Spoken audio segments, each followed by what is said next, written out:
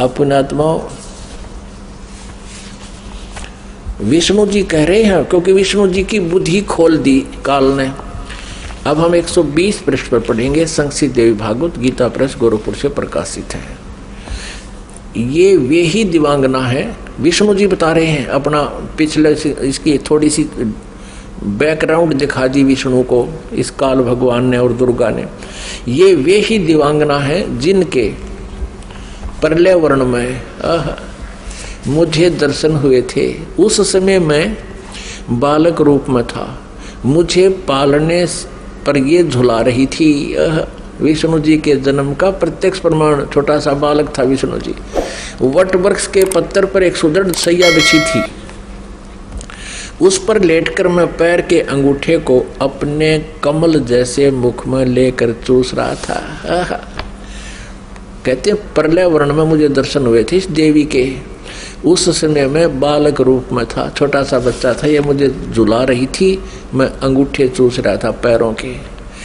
इन्हें देखकर मुझे पहले की बात याद आ गई, ये हम सबकी जननी है।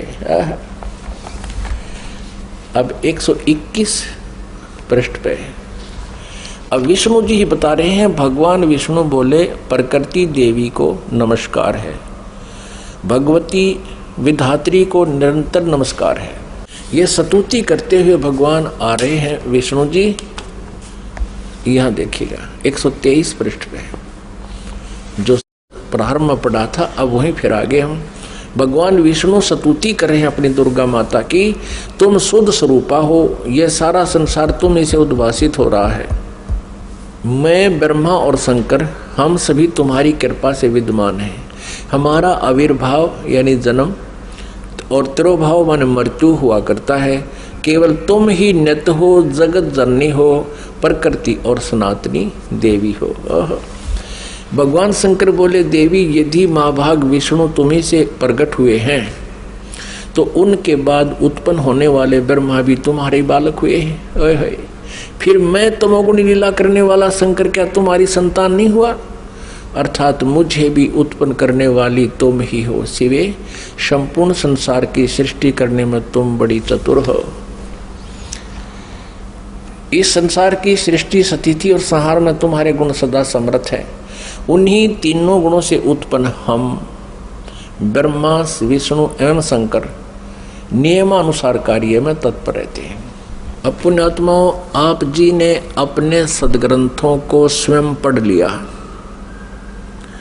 और ये अभी तक पवित्र हिंदू धर्म के गुरुजन, ये आचार्य मंडलेश्वर, महामंडलेश्वर, गीता मनीषी, गीता के मर्मज ज्ञाता, वेदों के ज्ञाता, पुराणों के ज्ञाता कहलाते थे। इन्होंने कह का भी पता नहीं था।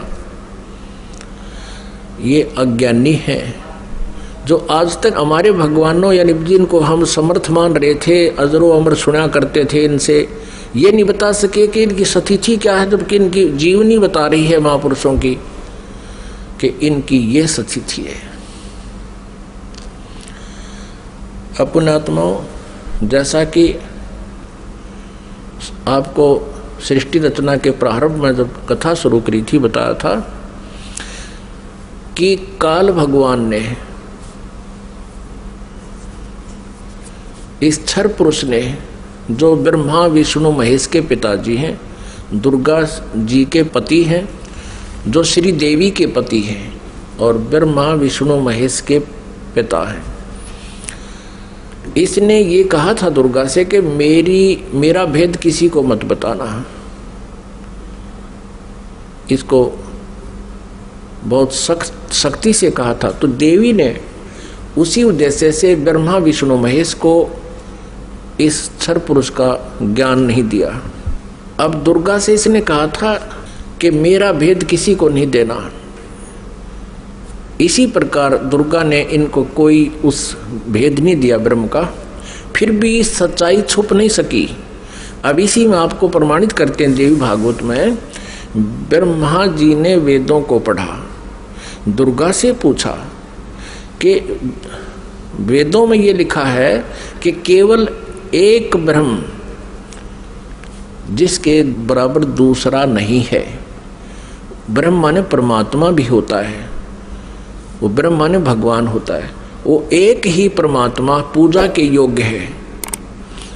तो वो क्या आप ही हो क्या? ब्रह्मा ने पूछा क्या वो आप ही हो? दुर्गा से कहते।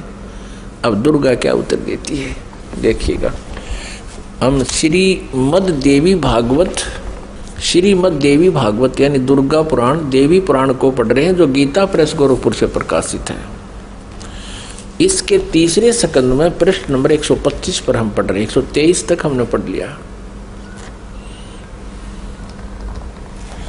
यहां 124 पे देखिएगा।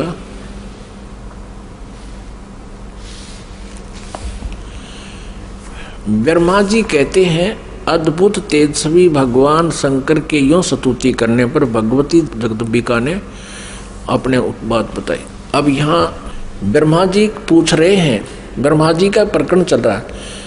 ये 125 पृष्ठ पे हम पढ़ रहे हैं तीसरे स्कंद में। इस मूर्त और अमूर्त जगत का आधार तुमसे पूर्व कोई भी दूसरा पुरुष नहीं था, कोई तीसरा भी नहीं है। एकम एवं द्वितीयम ब्रह्म, इस वेद के वचन को व्यर्थ कहना तो बनता नहीं।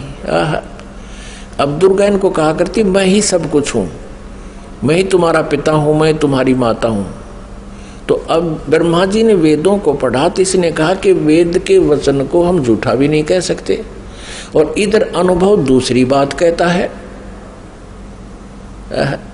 इस प्रकार वेद वाक्यों और अनुभव में अत्यंत विरोध उत्पन्न हो रहा है।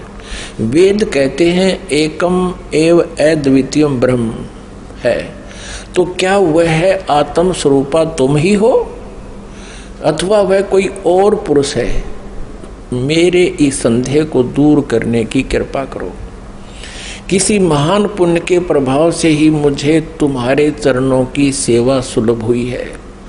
तुम स्त्री हो अथवा पुरुष, यह रहस्य भी मुझे विषाद रूप से कृपा करके बतलाओ।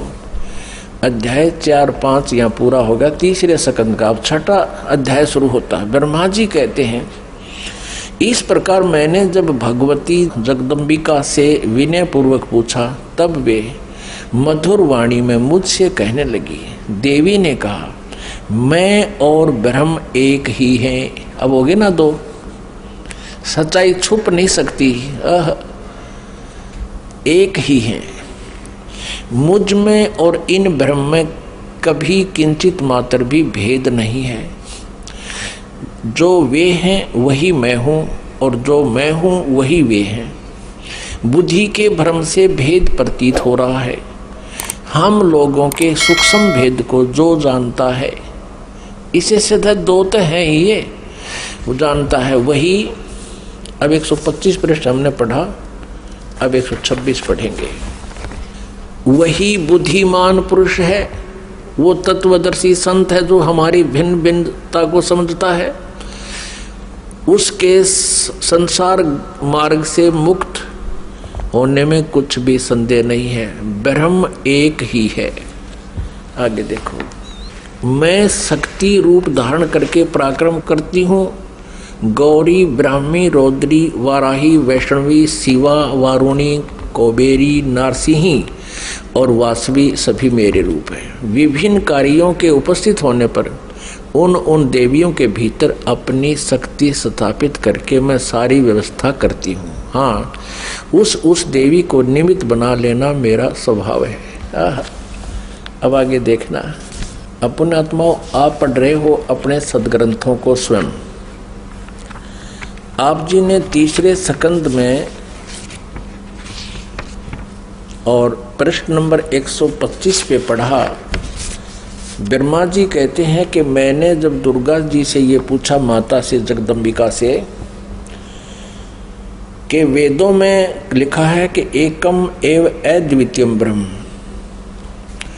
अद्वितीयम जिसके बराबर दूसरा कोई नहीं हो, वो ब्रह्म ही सब कुछ है। उधर से उपनिषद और आप जो कह रहे हो कि मैं ही सब कुछ हूँ, मैं ही सृष्टि रचना करने वाली हूँ, मेरे अतिरिक्त कोई नहीं है, तो इन वेद के वाक्य को झूठा भी नहीं कहा जा सकता।